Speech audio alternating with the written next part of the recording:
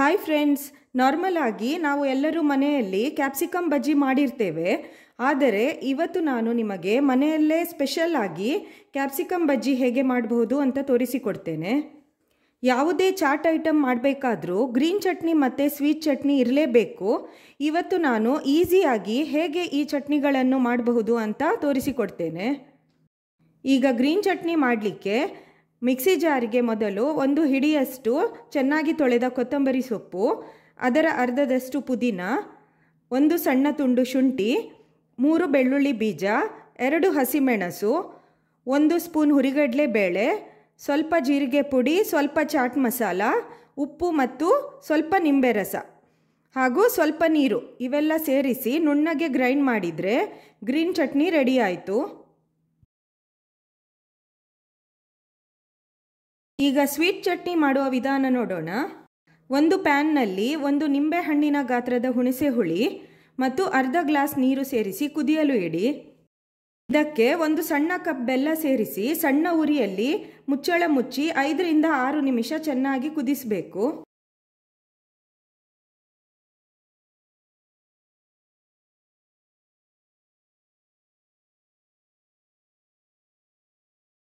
ಇದು ತಣಿದ ಮೇಲೆ ಮಿಕ್ಸಿಯಲ್ಲಿ ಹಾಕಿ ನುಣ್ಣಗೆ ಗ್ರೈಂಡ್ ಮಾಡಿ. ಈಗ ಇದನ್ನು ಶೋಧಿಸಿಕೊಳ್ಳಬೇಕು.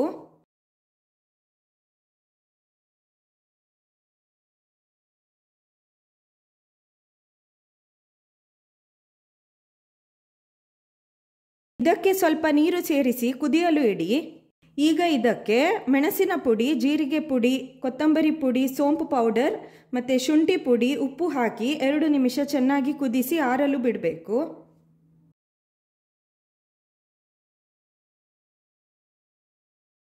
ಈಗ ಸ್ವೀಟ್ ಚಟ್ನಿ ರೆಡಿ ಆಯಿತು. ಈ ಚಟ್ನಿಗಳನ್ನು ನೀವು ಯಾವುದೇ ಚಾಟ್ ಐಟಮ್ ಮಾಡುವಾಗ ಉಪಯೋಗಿಸಬಹುದು. ಈಗ ಈ ಚಟ್ನಿಯನ್ನು ಯೂಸ್ ಮಾಡಿ ಸ್ಪೆಷಲ್ ಕ್ಯಾಪ್ಸಿಕಮ್ ಬಜ್ಜಿ ಹೇಗೆ ಮಾಡುವುದು ಅಂತ ನೋಡೋಣ. ಇಲ್ಲಿ ನಾನು 5 ಹದ ಗಾತ್ರದ ಕ್ಯಾಪ್ಸಿಕಮ್ ತೆಗೆದುಕೊಂಡಿದ್ದೇನೆ. ಇದನ್ನು ಚೆನ್ನಾಗಿ ತೊಳೆದು ಇದಕ್ಕೆ ನಾನು ತೋರಿಸಿದ ರೀತಿಯಲ್ಲಿ ಸ್ಲೈಟಾಗಿ ಕಟ್ ಮಾಡಬೇಕು. ಈ ರೀತಿ ಮಾಡುವುದರಿಂದ ಕ್ಯಾಪ್ಸಿಕಮ್ ಎಣ್ಣೆಯಲ್ಲಿ ಹಾಕಿದಾಗ ಬಸ್ಟ್ ಆಗೋದಿಲ್ಲ ಹಾಗೂ ಬೇಗನೆ ಬೇಯ್ತದೆ.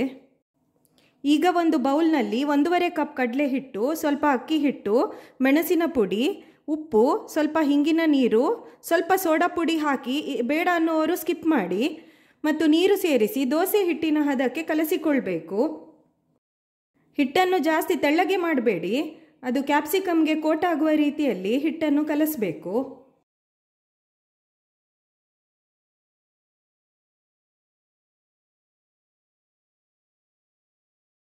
ಇಲ್ಲಿ ಈಗ ನಾನು ಎಣ್ಣೆ ಬಿಸಿ ಆಗಲಿಕ್ಕೆ ಇಟ್ಟಿದ್ದೇನೆ. ಎಣ್ಣೆ ಚೆನ್ನಾಗಿ ಬಿಸಿಯಾದ ಕೂಡಲೇ ನಾನು ತೋರಿಸಿದ ರೀತಿಯಲ್ಲಿ ಕ್ಯಾಪ್ಸಿಕಮ್ಮನ್ನು ಹಿಟ್ಟಿನಲ್ಲಿ ಅದ್ದಿ ಎಣ್ಣೆಗೆ ಹಾಕಬೇಕು. ಎಣ್ಣೆಗೆ ಹಾಕಿದ ಕೂಡಲೇ ಅದರ ಮೇಲೆ ಈ ಥರ ಬಿಸಿ ಎಣ್ಣೆಯನ್ನು ಎರಚಬೇಕು. ಹೀಗೆ ಮಾಡುವುದರಿಂದ ಕ್ಯಾಪ್ಸಿಕಮ್ ಎಲ್ಲ ಕಡೆ ಈವನ್ ಆಗಿ ಬೇಯ್ತದೆ.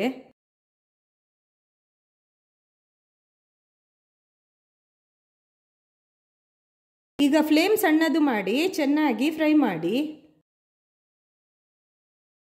ಹೀಗೆ ಸ್ಪೆಷಲ್ ಕ್ಯಾಪ್ಸಿಕಮ್ ಬಜ್ಜಿಯನ್ನು ಮನೆಯಲ್ಲೇ ನಾವು ಸುಲಭವಾಗಿ ಮಾಡಿಕೊಳ್ಬೋದು. ಎಲ್ಲರಿಗೂ ತುಂಬ ಇಷ್ಟ ಕೂಡ ಆಗ್ತದೆ. ಈಗ ಈ ಕ್ಯಾಪ್ಸಿಕಮ್ಮನ್ನು 4 ಭಾಗವಾಗಿ ಕಟ್ ಮಾಡಿಕೊಳ್ಳಿ. ಈಗ ಇದಕ್ಕೆ ಸಣ್ಣದಾಗಿ ಕಟ್ ಮಾಡಿದ ಈರುಳ್ಳಿ, ತುರಿದ ಕ್ಯಾರೆಟನ್ನು ಹಾಕಿ, ಸ್ವಲ್ಪ ಮೆಣಸಿನ ಪುಡಿ ಮತ್ತು ಚಾಟ್ ಮಸಾಲ ಹೀಗೆ ಸ್ಪ್ರಿಂಕಲ್ ಮಾಡಬೇಕು.